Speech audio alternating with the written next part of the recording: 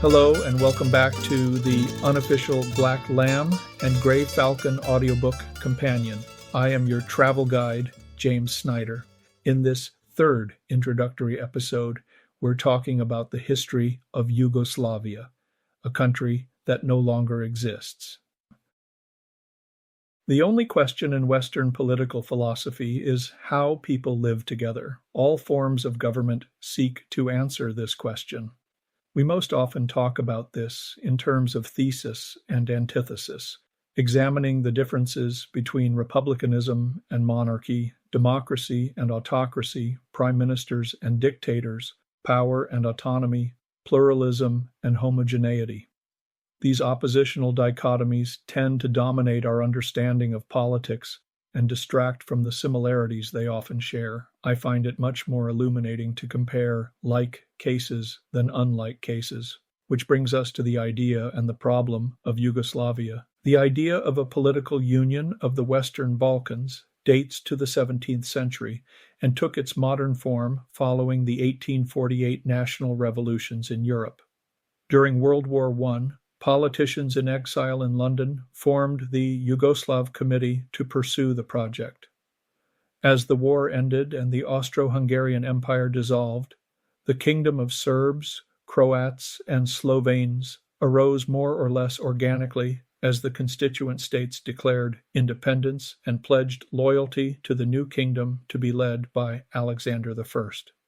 Yugoslavia was one of only 3 polities that were born and perished in the 20th century. Czechoslovakia and the Soviet Union were the others. Several imperial regimes collapsed as Yugoslavia rose, but most had existed for centuries, dominating the Western Balkans during that time. 20th century Yugoslavia was created to solve a 19th century problem, which was domination and interference from more powerful neighbors, including Austria-Hungary, Ottoman Turkey, Italy, Russia, and Bulgaria. All southern Slavic populations experienced this meddling, but with very different effects and outcomes. After centuries of being divided and conquered, the historically Slavic states determined they were stronger, united. This was true as far as it went. While the Western Balkans shared history, language, mostly, Macedonian is more related to Bulgarian and Albanian has no peer anywhere, and some beliefs. In reality, Serbia, with the largest population, was the most dominant republic. So, after resolving the problem of external domination, Yugoslavia next had to address the problem of Serbian domination of the Union. Following Alexander's assassination in 1934, the kingdom was named Yugoslavia, the land of the South Slavs.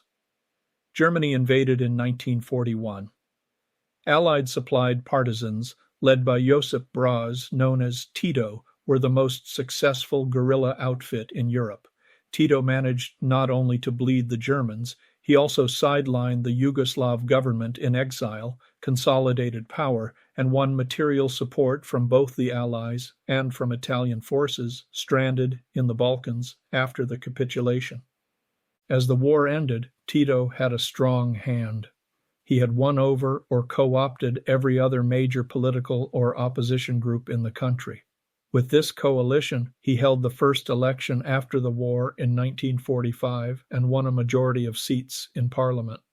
The Parliament promptly removed Peter II, eldest son of King Alexander. Peter refused to abdicate and died an alcoholic in Denver in 1970, and rewrote the Constitution as a socialist republic with Tito as head of state. He remained in control for the next 35 years. Tito proved adept at driving the middle ground between the Soviet Union and the Western democracies, playing them off one another to his country's benefit. He dodged several Soviet assassination attempts and co-founded the non-aligned movement. Yugoslavia had perhaps the most workable, purely socialist economy in Europe, with factory and farm collectives operating independently in a kind of managed competition. There were no immigration restrictions, so Yugoslavs traveled freely. The country's exports, including firearms and Fiat cars built under license by Zastava, permitted foreign imports as well. For my friends in Warsaw Pact countries during this time, Yugoslavia was a consumer's paradise compared to home. But as European communism faced a crisis in the 1980s, Yugoslavia too could not last. There are many arguments for why Yugoslavia fell apart. By the early 1970s, 20% of the Yugoslav workforce was employed abroad. Tito, the strongman, died in 1980. The federal parliament in Belgrade then decentralized the government and economy to the constituent republics. This needless, inefficient multiplication of government functions helped stall the economy. Following the oil shock, the Yugoslav economy began to fall apart. The dinar cratered, and the government soon buried itself in foreign debt to prop up production. In June 1991, Slovenia declared independence, the first shot fired in the violent dissolution of Yugoslavia. Into this crisis and power vacuum stepped recently radicalized ex-communist apparatchiks like Slobodan Milosevic and Franjo Tudjman. Milosevic, as nominal president of the federal Yugoslavia, first deployed the Serb-dominated National Army to stop Slovenia, Croatia, and Bosnia from seceding. When this failed, he unleashed his army and Serb irregulars in the Bosnian Republika Srpska to absorb Serbian population centers and cleanse Bosnian Muslims from their territory. This resulted in the siege of Sarajevo and the genocide of Srebrenica that provoked first United Nations and eventually NATO intervention to halt the slaughter. The war, it should be said, was not unique at the time. As the Soviet central government weakened, democratic leaders like Boris Yeltsin asserted power and legitimacy. With Mikhail Gorbachev deposed and the collapse of the General Committee on the State Emergency in 1991, the 15 constituent republics of the Soviet Union realized their independence. That resulted in bloodshed and the prospect of a pitched battle in Moscow between rival Russian and Soviet authorities. Gorbachev warned he would not intervene in his Eastern European client states, but did not hesitate to crush national demonstrations in the Baltic republics. Azerbaijan, Tajikistan, Armenia, Georgia, and Moldova all engaged in civil war after independence. The object of this violence, as in Yugoslavia, was political control. But war was not inevitable. It was not the fated result of centuries of smothered ethnic hatreds and foreign domination. Political power can be shared peacefully. War is always a choice. That is why the comparison of similarly structured states and governments are more worthwhile than pitting opposites against each other. For example, the similarities between Yugoslavia and Belgium are clear to see.